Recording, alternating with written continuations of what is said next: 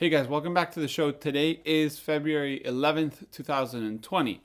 The news today is sponsored by Negative Supply. And we'll be talking about them quite a bit, but Negative Supply is a company that makes products that help you digitize your film with a DSLR camera. So basically like a scanner setup, but with your digital camera. So starting straight with them, they've announced their 120 film holder on Kickstarter yesterday, the 10th. And before 8 hours, they had already reached 200%. So congratulations to them. They have made this 120 device to hold medium format film, 120 film, from 6 by 4.5 to 6 by 9. Or you could do 6 by 12 by stitching two different frames, or 6 by 17 by stitching, in maybe, 2 frames too. And so on. So basically it's made out of aluminum. It has this little wheel advance that's very nice. It now has a locking mechanism that works with a magnet. So basically you lift it up, you move your film, and then you push it down and the magnet keeps it down. So very much like the Frontier little 120 masks work, the manual ones. And actually it looks really good. I've only been using the 35 for a little time and I really enjoyed it. The price for the early birds is $379 for the 120, and then they have different combos for either the 120 and the 35, the 120 and the Pro mount, the 120 and the Pro mount and the Pro riser. The Pro mount is basically a little thing that lifts it off the light source and diffuses the light, plus it has a little anti-static brush, which really helps. And the Pro riser is a reproduction stand, but a modern version. I actually just got mine and have made a video of how to set it up. I'll be posting that video in a week or so, but it works really well, honestly, and the whole ecosystem makes sense. Now we have the 35 with sprockets, the 35 normal, then you have the slides, mounted slides or non-mounted like a normal one. You have the 4x5 setup, you have the 120 setup at Kickstarter, you have your Pro riser, which basically is the reproduction stand, and the Pro mount, which lifts it up. Honestly, they have a pretty good system. The whole thing together on the Kickstarter I think is around $1,100. And I know that a lot of people have been talking about the price and such, but honestly, being a Frontier user, and I've used Imicon and FlexLight and all these kinds of scanners, this, of course, you need a digital camera, but this is actually a product that makes me very excited, and I'm very happy to use it. Apart from them sponsoring the show, I'm a heavy, happy user. I actually reached out to them to sponsor these news in exchange for having some of their devices. So that tells you a little bit of idea of what this is. And if you're excited about it, it's great. And if you're not, it's fine. You just can move on and keep on scanning whichever way you do.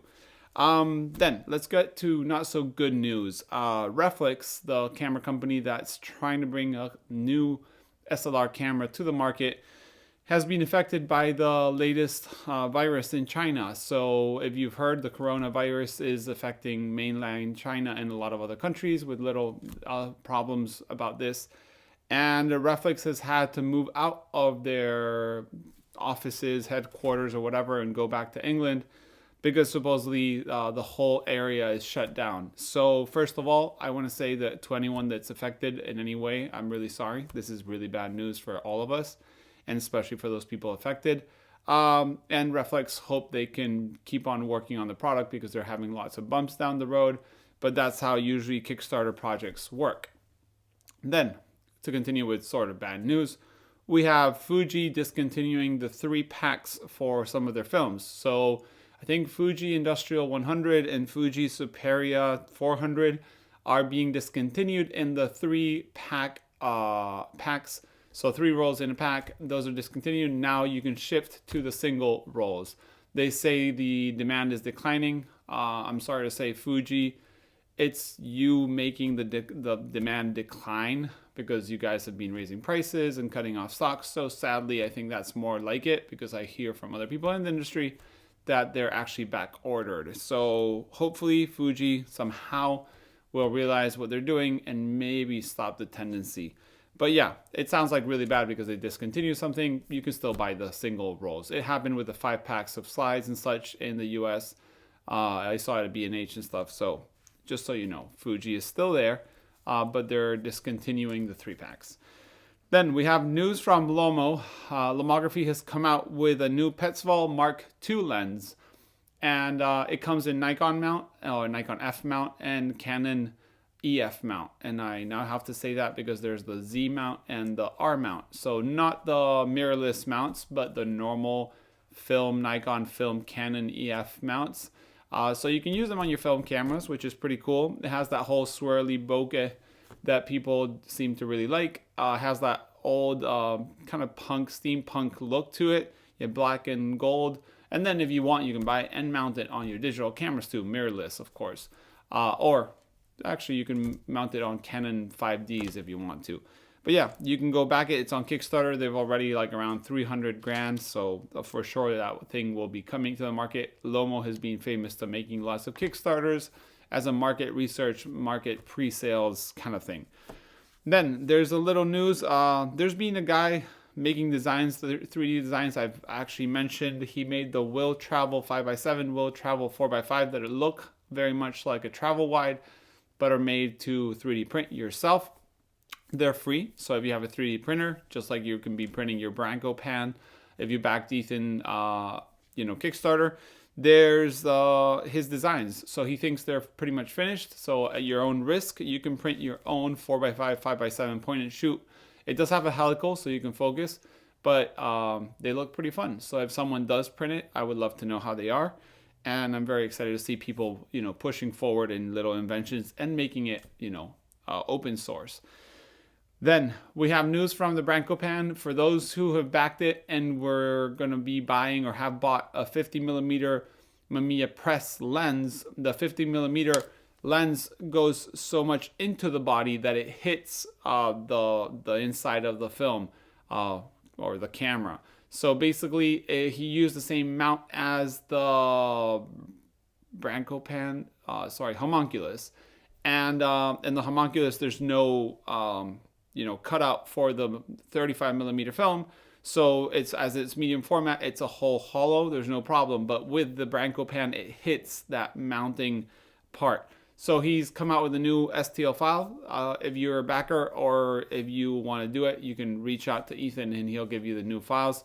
I think there was one backer that didn't get into the reward, so he can write the Ethan and get it. But yeah, the 50mm won't mount. You can scrape the little bit of material and do it, but he now made a new one with a bit like a steeper curve or line to the film, and that way you can mount the 50mm lens. If you're using a 65 or anything else, you'll be fine. Then we have a little bit of news from the Filmlab app. And now it's rebranded as Develop and Fix, if I'm not wrong. And Abe has come out with a Filmlab preview program for your desktop. So as far as I've heard, because I haven't really managed to read much about it, but you can maybe want to find more information, you can go to the link below. It's like a folder that you basically drag your DSLR scans or your scanner negatives and drag them onto that folder, and boom, immediately you have a preview of your pictures. So sort of like a Negative Lab Pro. Everything's called the same. Negative Supply, Negative Film Lab, and Negative Lab Pro. I get very confused. So basically the same as the Negative Lab Pro, but instead of being a plugin for Lightroom, this is for your desktop. So I don't know if it's free. I don't know, you got to pay. I know the Mac version is not ready yet, and I'm a Mac user, so sorry guys, can't tell you. But the Windows is already there. So that's exciting from Abe. Hopefully I'll get more information at the photography show in Birmingham. And then there's news from Brooklyn Film Camera. If you know about them, they refurbish Polaroid cameras. They sell a bunch of Polaroid film, Fuji film, all kinds of stuff. A very cool little store. They've managed to hack Instax film. Don't ask me how, because I've only seen the pictures. To make it look much bigger. My guess is it's the wide, and I don't know how they managed to remove the pod, but now it's like the whole size of the Polaroid, Instax wide is a picture. It's not the frame and then the picture inside the frame. It's the whole thing is a picture. So it's pretty big, which is nice. It kind of looks very much like the FP100C that we all miss. that they actually have in stock in their own store. So I'm very curious to see more. If someone can give me more information, or if Brooklyn sees this, I would love to see how you guys did it. You can get your picture taken by them, and like they do little, they go to fairs or markets, and they do your picture. I actually met them in New York when I was there a couple of years ago. Pretty cool guys. So yeah, that's the news for this week. As I mentioned, thank you Negative Supply for sponsoring the show. Remember, they have a Kickstarter for the 120 film holder to digitize with your DSLR camera or mirrorless camera. I'm very excited to see it in my own hands very soon. So yeah, guys, as always, you have an email to contact me and let me know about the news below. Thanks for watching, and see you in the next one.